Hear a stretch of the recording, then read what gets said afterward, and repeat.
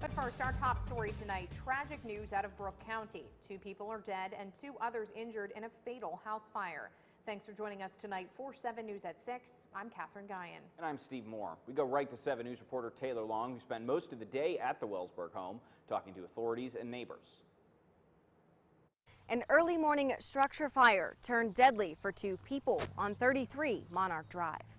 The morning started much of the same for next-door neighbor Norman Schwartfager as he let his dogs out at 3 a.m. until banging at his door made it a day he will never forget. I come out to the door and my neighbor's at the door and she's black. She's beating on the door and she's black and she's hollering, call 911, Norm, call 911, they're all dead, they're all dead. He ran to grab the phone to call for help. As fire and police arrived on scene, the 2 people that made it out had severe burns and were transported to the hospital. 3:48 this morning, we were alerted for a structure fire. Crews arrived to find heavy fire from the residents. 2 patients had self-extricated. Fire departments got right on it and you know, did an excellent job of trying to contain, but it was bad.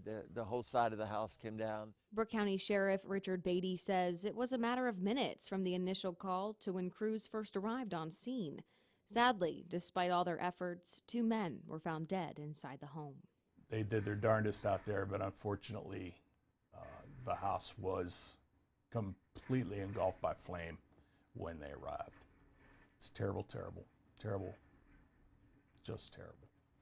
Now, as you can see, the house is a total loss. West Virginia State Fire Marshals tell me the cause of the fire is undetermined.